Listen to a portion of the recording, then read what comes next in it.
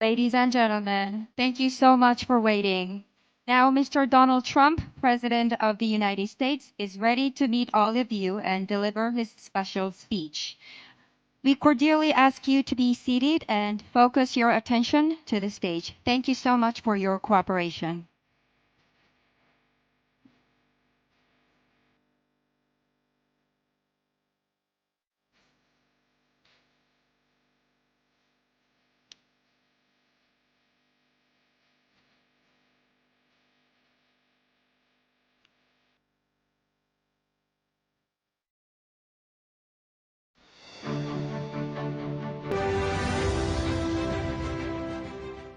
Ladies and gentlemen, the 45th and 47th President of the United States, Donald J. Trump.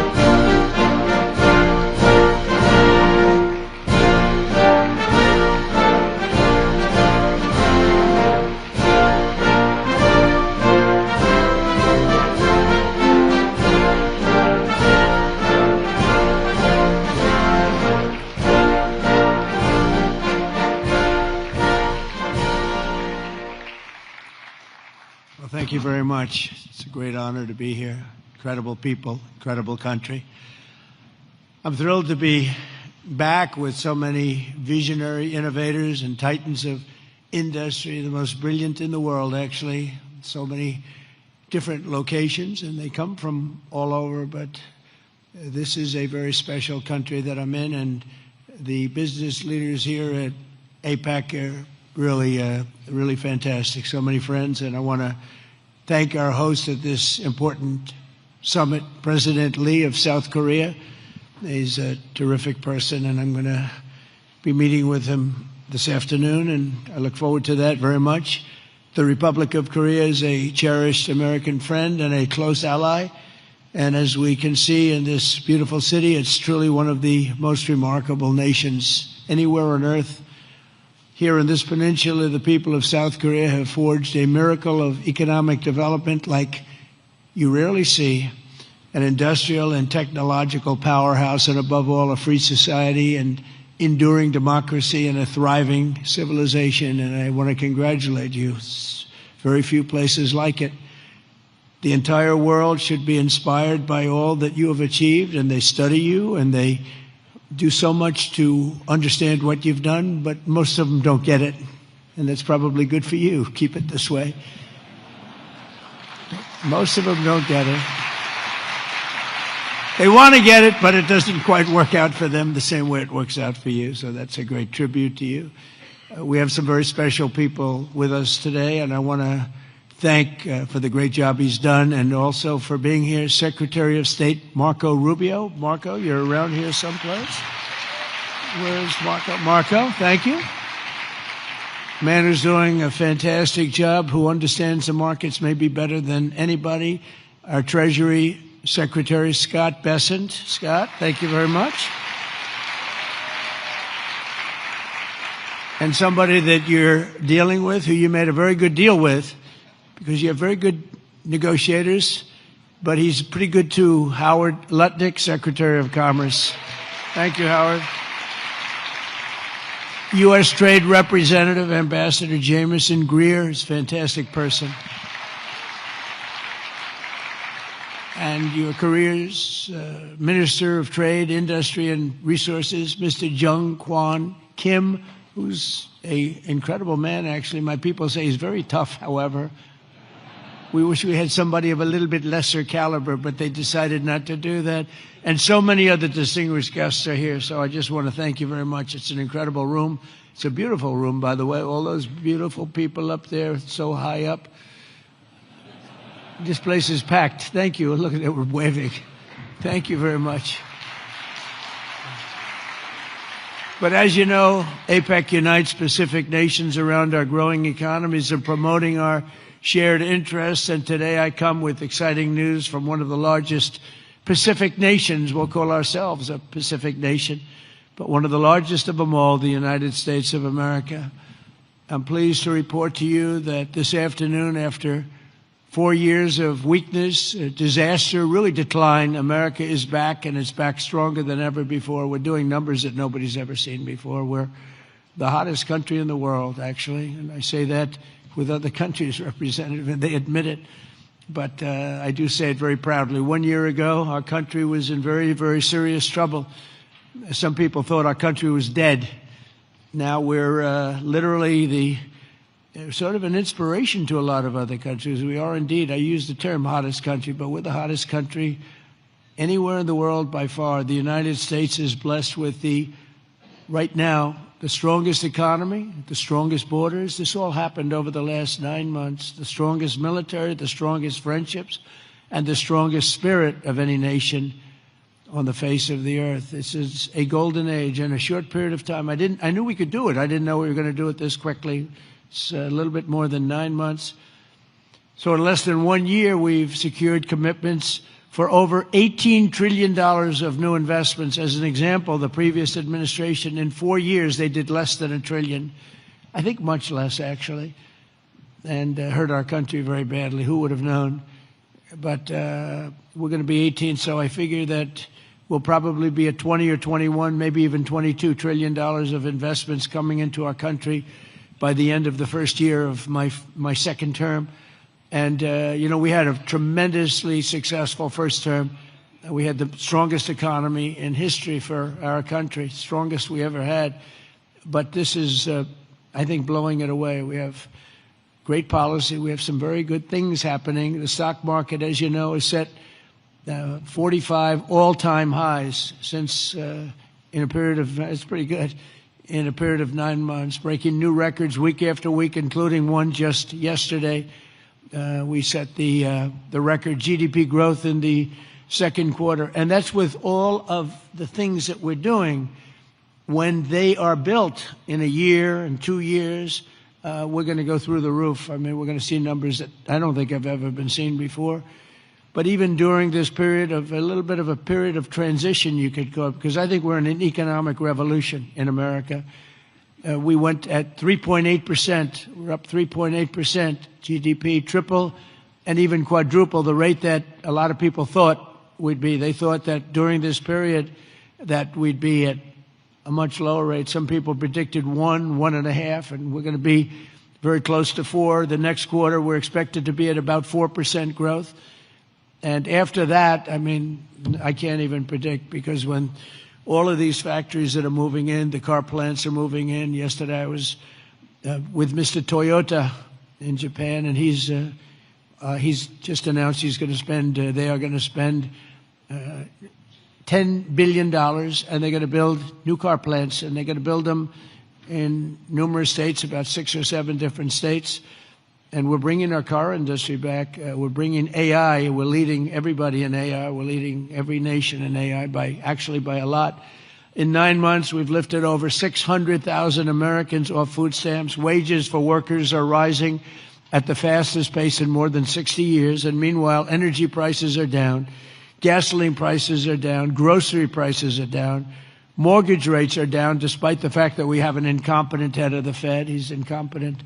I call him Jerome Too Late. He's always too late. Jerome Too Late Powell. But he's out of there in another couple of months. We'll be very happy about that. We'll appoint somebody that we all like, because we should have the lowest interest rates of any country, because without us, there are no other countries, really. I mean, the whole thing falls apart. You know, America always had the lowest interest rates, and now we don't do that. We're like number 28. It's ridiculous. And we're a much different country than we were 2 years ago or a year ago even. But you know what the crazy thing is? In the old days, I call it the old days. I'm a little bit older. I'm looking at all these young, brilliant faces. I'm a slight, couple of years older than you, just a couple of years. But in the old days, when you announced good news, the stock market went up. You announced good news, the stock market would go up. Now when you announce good news, the stock market goes down because people say, oh, that's terrible. You're doing well, that's terrible. Interest rates will go up. So they think because of that, interest rates will go up because that. It's inverse to what it should be. We're going to go back to the way it used to be.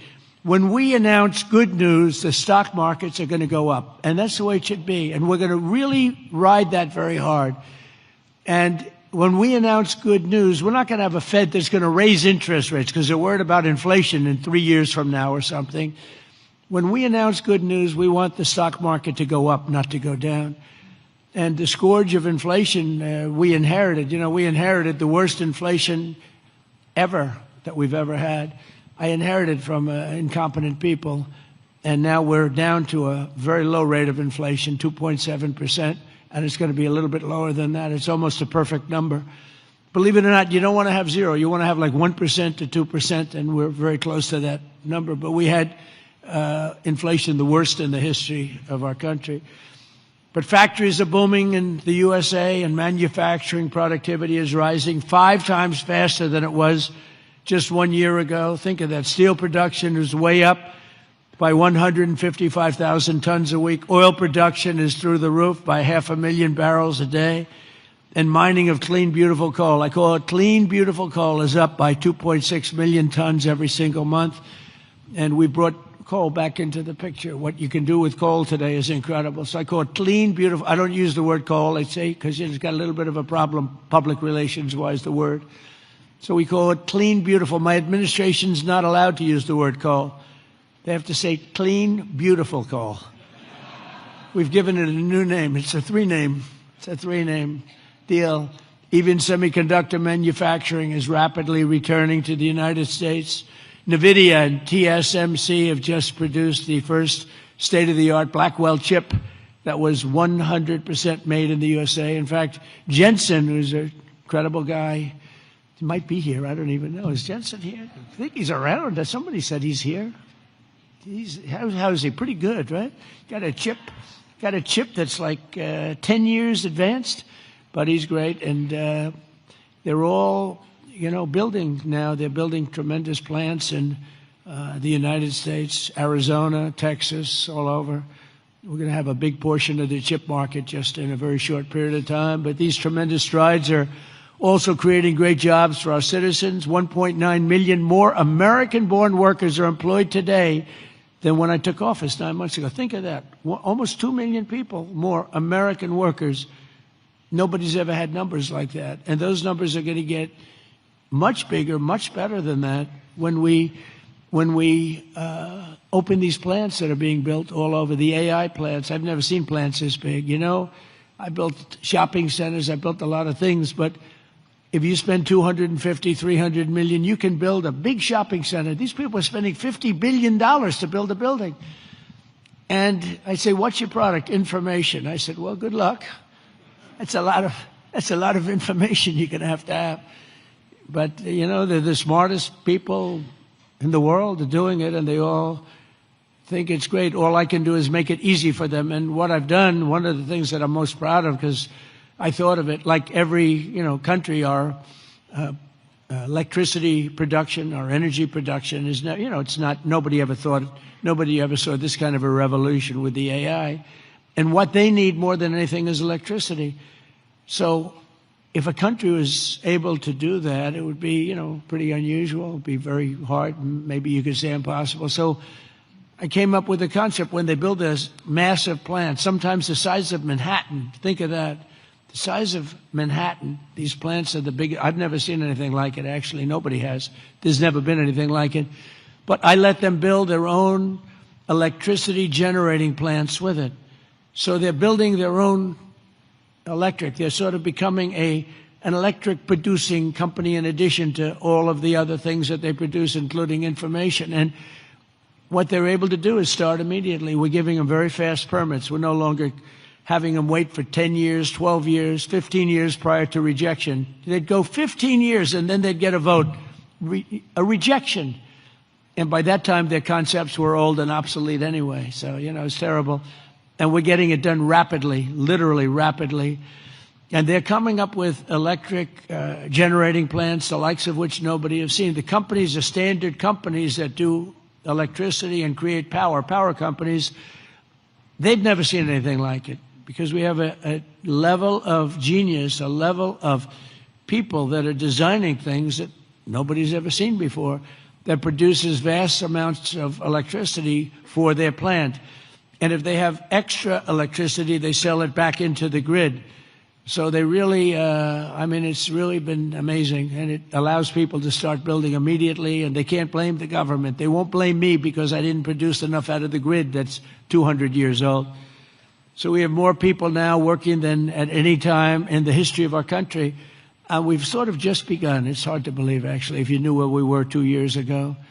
All of this is incredible news for Americans and for nations around the globe, and it is for South Korea because we're partners. We're serious partners. We're wedded, and we have a very special relationship, a special bond. In fact, we're working with you on shipbuilding, where you're going to come in. We were the #1 in the world during World War II. We produced a ship a day. Can you believe it? You know, tankers and freighters and this, a ship a day. And today we're not really building ships, and we're going to start, and we're going to have a very thriving shipbuilding industry, and we're working it with South Korea very much so. In fact, some of the people in this room, they bought the Philadelphia shipyard. I think it's going to be one of the most successful yards in the world, anywhere in the world. It's great. Known for incredible production years ago, and sort of through bad management or bad thinking by people that were prior to me. I mean, you have to blame the president. You can give the president credit or blame the president, but I blame the president. They allowed the shipbuilding industry to go away, essentially, in our country. We're going to bring it back very, very powerfully. When America thrives, our partners thrive, and our alliances thrive with all of the countries. The Indo-Pacific thrives, and that's good for all of us, and the entire world becomes safer and wealthy and greater than ever before. We get along with a lot of countries. We solved a lot of wars and a lot of problems, and that's all good for all of us. The extraordinary American turnaround that I've just described has been achieved not by just continuing business as usual back in Washington. If I didn't win the election, and we won it in a landslide, we won by tremendous numbers. I had a whole thing too big, you have to say, too big to rig. We didn't want any rigging. We had these great polls going in. I said, don't believe the polls. Pretend we're 1 point down. Always assume we're 1 point down. And everybody voted. We won in a landslide. We won all 7 swing states. You have to win the swing states. And we won all 7, which is something that rarely happens. But to win the popular vote by millions, we won everything you can win. The Electoral College by a tremendous amount. We won in counties. They have counties, thousands of counties. And we were 2,700 compared to 525 actually. So think of that. We were 2,750 compared to 525. And that's why the map shows all red. Red being Republican, not something else. Red being Republican. Only a few people understand that one.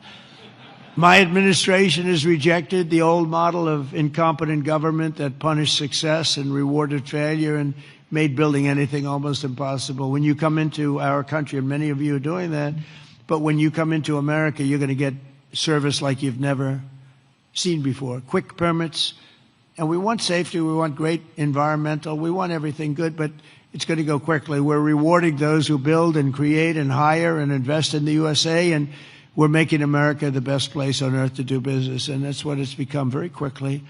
We have some wonderful people. Lee Zeldin at Environmental, he's incredible. He gets the right result quickly, and he makes sure that people do the right thing. But we will have the best tax rates, the lowest energy costs. We have the lowest energy. We have tremendous amounts of energy, more than anybody else. We have the most oil and gas and coal, more than any other nation on earth. So that's a big advantage that we have over others. We have the lowest regulatory burden. In my first term, we cut more regulations than any other administration in history, and we're going to do about the same level right now or more if we can. The most advanced technology and the fairest trade deals anywhere in the world. And for decades before I took office, our country was run by legions of bureaucrats who were always looking for a reason to say no. Why? How can we say no? They wanted to say no. They thought that was their job, and it's really just the opposite. We work to say yes. So now we have a president in the White House who cuts through the red tape and excuses. We don't stand for excuses, and says yes to big ideas and bold initiatives and grand ambitions so that America can have great industries, great dreams, and to be the greatest nation on earth, which is where we are now, actually, in a very short period of time. We're rebuilding things that are incredible. We have the strongest military in the world. We have the best equipment. We have the best manufacturers of equipment. And South Korea is buying a lot of our weapons. We make the best. We have the planes and just about everything other than ships, and we'll be there very shortly with ships too. But the only reason it's not ships, because, I don't know, for some reason they stopped doing that. I guess they went on to other businesses. But there are some basics in life, and one of the things you need is ships. I always say you need steel, you need aluminum, you need this. There are things you don't need. A lot of things that a country doesn't need them, but things you need steel. Got to have steel, and we're redoing our steel, and some of the people in this room are very involved in that. We're redoing our industry. We're starting to produce large amounts of steel, massive amounts of steel. We'll be right at the top in a very short period of time. The mills are opening again, and they're opening up big. And again, it's national security, and it's because of tariffs.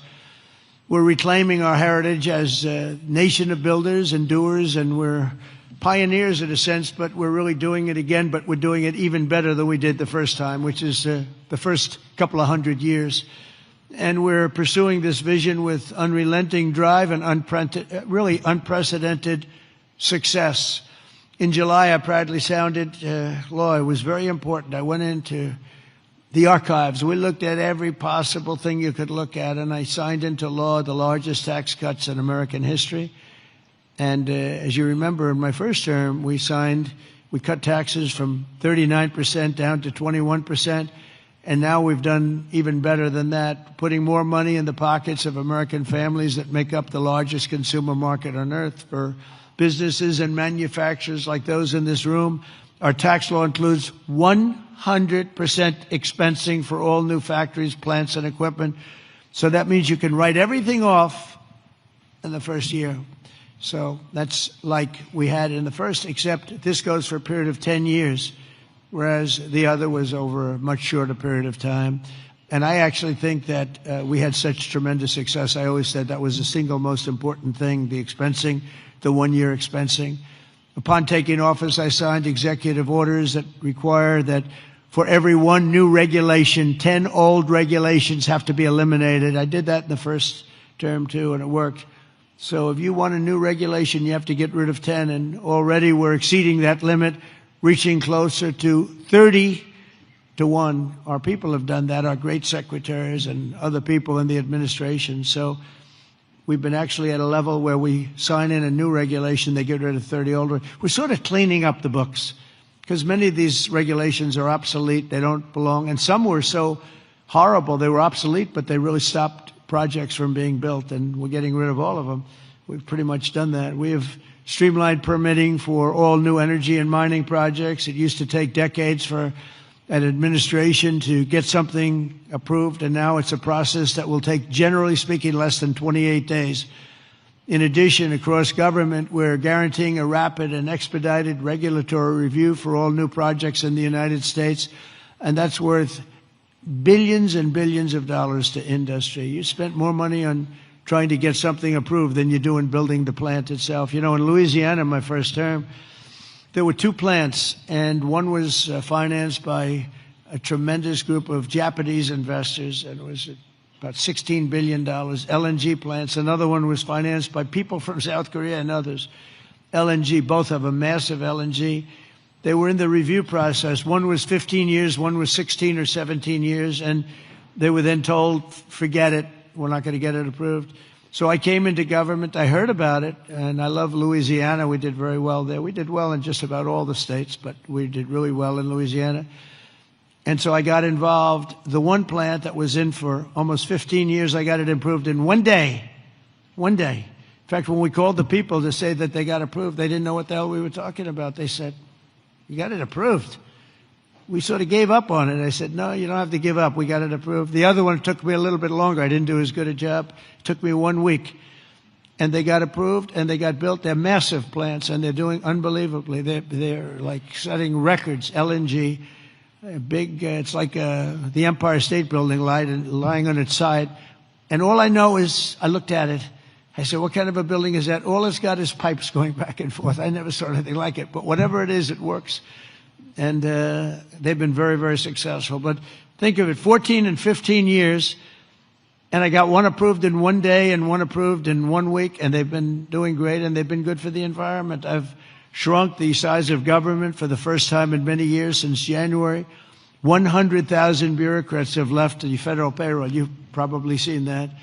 So we're creating real jobs. We're getting rid of wasteful jobs. Government spending is down 2.5% this quarter compared to 1 year ago. It was going through the roof in the previous administration. And in stark contrast to 4 years ago. I mean, if you look, 100% of all new jobs created in America under my administration have been created by the private sector. Think of that.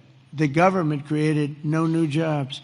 The private sector created the record number of jobs that we're talking about. That's a country. That's really a success. It's easy to create government jobs. I could say, add a lot of people to your payrolls. I can fake up the numbers if I want, but that's not the way you build a great country. You don't do that here, and that's not the way. But it's a good way to show good numbers, I'll tell you. You just tell everybody, hire a lot of people. That's what they used to do under the Biden administration, under Barack Hussein Obama. You had, they'd say, hire a lot of people so we can make our numbers look good. I do the opposite. And we have real numbers. These are real numbers. There's truly no better time to invest in the USA. The results speak for themselves. Since the election, TSMC has pledged to invest $100 billion in the United States. So they're coming in from Taiwan. We have tremendous numbers of companies coming from Taiwan and building in the U.S. Apple, $600 billion investment. Hyundai, $26 billion. Micron, $200 billion. SoftBank, OpenAI, and Oracle, over $500 billion. Amazon, $35 billion. Pfizer, $70 billion. Jera, $200 billion. Google, $25 billion. NVIDIA, $500 billion. Genentech, $50 billion. Johnson & Johnson, $57. We're bringing back all of our pharmaceutical business. IBM, $150 billion. AstraZeneca, $50 billion, among many others, many others, too many to talk about. But one of the most significant factors in this remarkable surge of new investment has been my transformation of trade policy. 8 years ago, I came to this very summit. I was here. Does anybody remember? I don't know. I remember. Does anybody remember what I said?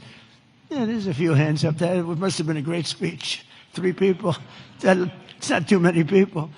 But there's no reason to, because you saw whatever I said, I did.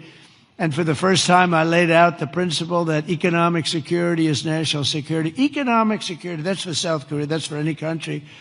But economic security is, in fact, national security. I made the case that the global trading system was broken and in urgent need of reform, had to be fixed.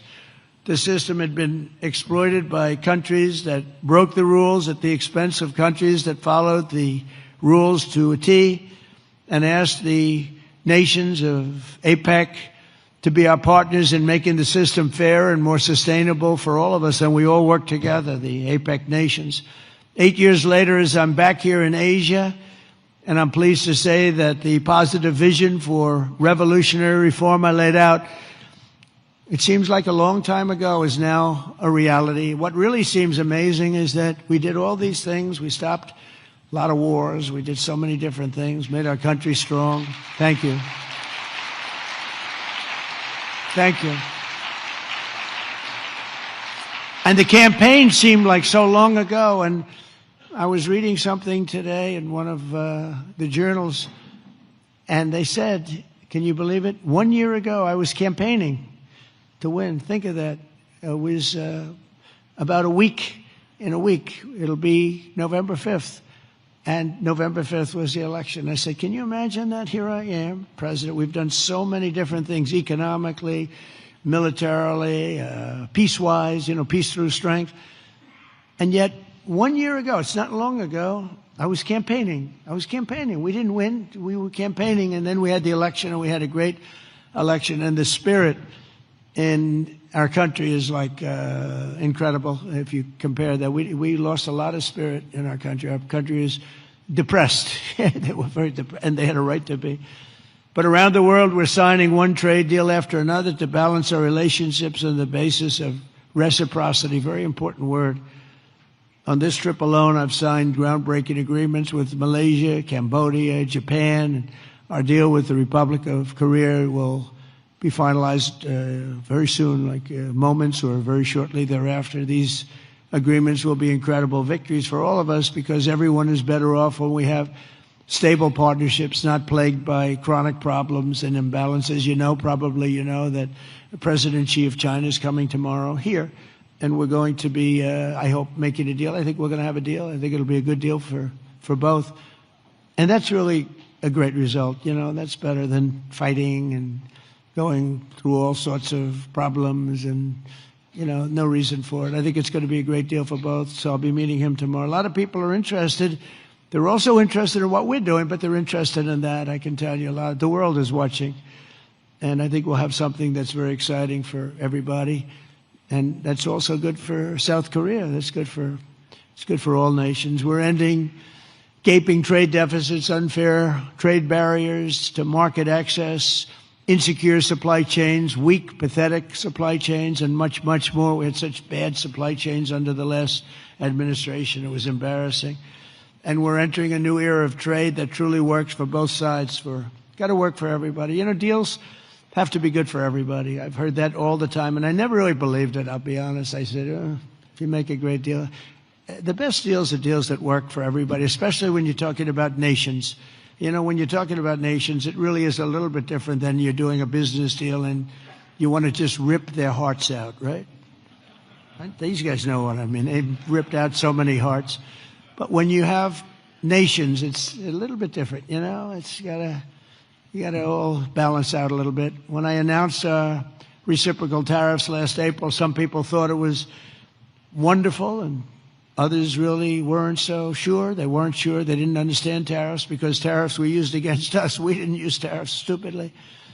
And we do now. National security. This week we proved once and for all that few critics, there were no critics left. The only critics are people that took advantage of us for many years, and now they're not able to do that. The deals we're signing with our friends and partners are making our alliances closer and stronger than ever before, and they respect us because it was so foolish. The people that ran our country were so foolish. With these agreements, our nations will extend our vital security alliances into the realm of economic security for the first time ever. We're forging new partnerships on strategically important industries like shipbuilding, energy, semiconductors, critical minerals, and, very important pharmaceuticals. We learned that during COVID. We had to rely on other countries to give us pharmaceuticals. You can't do that. You have to, certain industries you want to have there. You want to have your medicines made ideally in your own country. Many of our agreements also include deepening collaboration of industries of the future, such as nuclear, quantum, artificial intelligence, where America is number one by a lot. Actually, we're really number one by a lot. We're number one in military consequence. We're number one in military in the quality of the weapons. That's why everyone wants to buy for us. I'll tell you what we have a long lead on is submarines, nuclear submarines. We are so far advanced that by perhaps 20, 25 years. We're 25 years ahead of any competition.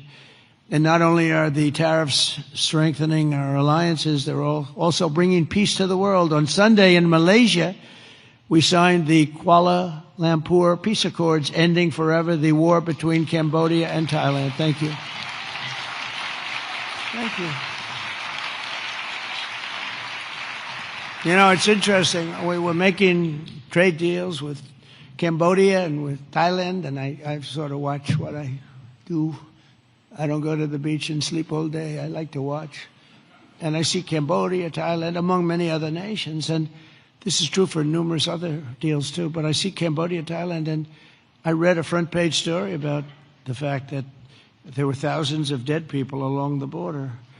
And they fought for a long time. And I said, wait a minute, we're making deals? And they're starting a war? They were just starting, and it was vicious. Thousands of people were killed along the border. There are two borders. And I said, let's call the head. I didn't know the heads of either one. I called them. They were both great people and sort of reasonable. I said, listen, you want a trade deal? We're not going to make a deal with you if you're going to be in war. Then I called Cambodia. I called Thailand. I called Cambodia, back and forth. And after about 2 days, we ended up with the help of Malaysia. Malaysia was like a mediator. We used a beautiful facility in Malaysia because it was too hot. The other two, and I don't mean hot weather-wise. I mean it was hot.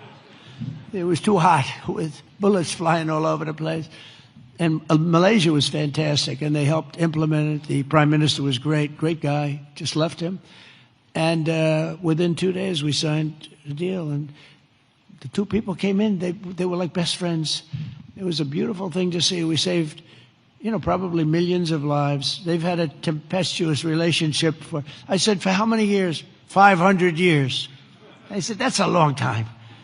That's a long time. But we think this is going to be, hopefully, I use the word everlasting. Same thing in the Middle East. We hope it's going to be everlasting peace. They've never had peace. They've 3,000 years, and we signed in the Middle East. But I've ended 8 wars in 8 months, and in many instances, trade has played a big part in getting those wars ended. On top of it all, tariffs now projected to reduce our deficit by $4 trillion over the next 10 years, and I think actually much more than that. That's national security, because you can't have deficits and you can't have debt all over the place. And it stops inflation and strengthening the dollar and ultimately balancing our federal budget, which I think we're going to do very quickly, only because of our policy of fair tariffs.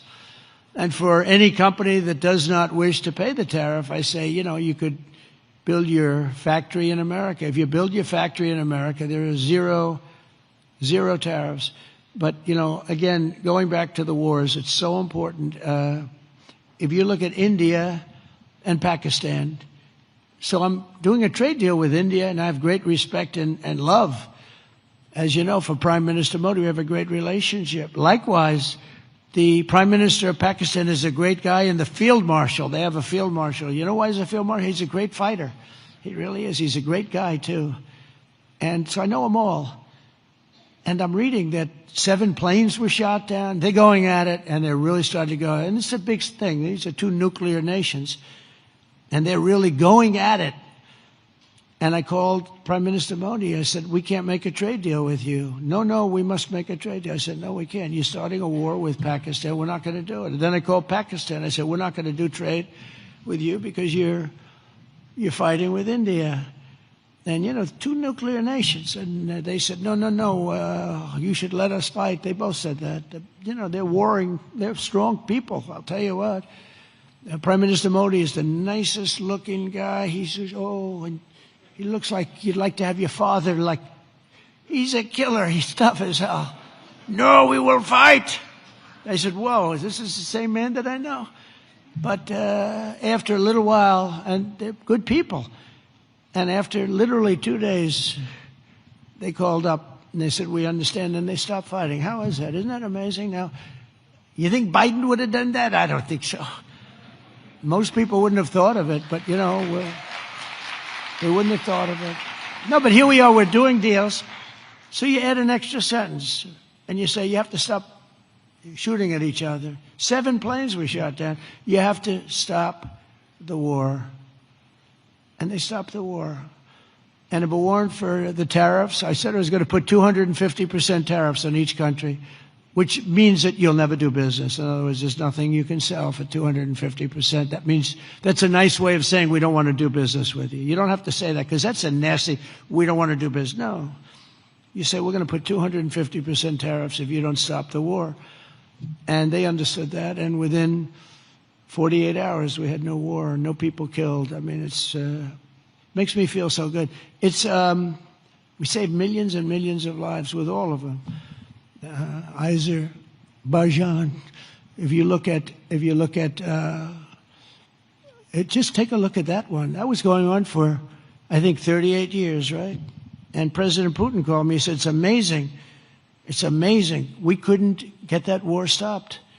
38 years it went on, millions of people killed, and we got it done." And the two countries came in, and they were in the White House, and they started off here, and they got closer, closer, closer, closer. After an hour, they were hugging each other in peace. It was amazing, actually. It was beautiful to see two very good countries, two very good leaders. One was there for 22 years, one was there for 7. And they both said, "My entire political life, all I did was shoot people on the other side." And we got it closed up. And we did that 8 times. The only one I didn't do is Russia, Ukraine, but that'll get done too. That'll get done. I thought that was going to be an easy one because of my relationship with President Putin. He turned out to be a little different, but I think it'll get done. It would have never started if I were president. That war would have never, ever started. So we've used trade to create peace in a lot of different locations. We also solved the war in Africa, Congo, Republic of Congo, and Rwanda. That was much smaller to do with trade, more to do with common sense. They were fighting for years. 10 million people were dead, and we got that one done too. So we did a lot of them. We did 8 in 8 months. And I think the other one's going to come along. I really think so. I thought that would have been one of the easier. Who would have thought we created peace in the Middle East but didn't get Russia and Ukraine? Because peace in the Middle East was undoable. They're shaking their heads. It was undoable. We got it done. 3,000 years. Okay, they never had peace. They never had anything like it. We have all countries signed up, and the level of spirit and everything. I think it's going to hold for a long time. Hopefully forever. Hopefully that's an everlasting one too. So in conclusion, at some point in your careers, every great business person and CEO in this room today has faced critics who said reform, innovation, and bold action would only lead to a total disaster. But none of us would be here if we had listened to the small minds with no vision. These are small minds with no vision. They had no understanding of success. They had no understanding of life and death. True success comes from having the confidence and the courage to prove the doubters wrong. And oftentimes you'll go the opposite way of almost everybody, and you'll be the one that's right, and the others will be the one that's wrong. And that's where you have your greatest successes. And that's what America and our Indo-Pacific partners really are doing this week, and what our businesses and entrepreneurs do each and every day. That's what you do, the most successful people in the world. Together we're solving the challenges that no one before us has ever been able to solve, and we're forging a free and open Indo-Pacific, and for all of the people, we're creating a future of dignity and security, prosperity and pride. From the rolling hills of San Francisco to the gleaming streets of Seoul, from the bustling factories of Toledo, Ohio, to the bright lights of Tokyo, from Pittsburgh to Palawan, from Boston to Bangkok, from Detroit to Da Nang, and from Cleveland to right here in Gwangju. Nice place. Did I do good with that one? Did I do okay? Gwangju. Good, beautiful place, by the way. We're strengthening old friendships, forging new bonds, building new factories, pioneering new industries, and creating a dramatically better world for our children and for generations to come. Together we will build a future of strong, independent nations on both sides of the vast ocean, joined by our common interests, united by common values, and reaching constantly toward a richer, safer, and more peaceful Pacific with fairness, persistence, and common sense. That's such an important 2 words. We will build together, we will trade together, we will prosper together, we will thrive together, and above all, we will win together like never before. We're going to have an incredible relationship together for generations to come. And I just want to thank everybody in the room. I know so many of you. You're incredible people. God bless you. God bless the nations of this great region, and God bless America. Thank you very much, everybody.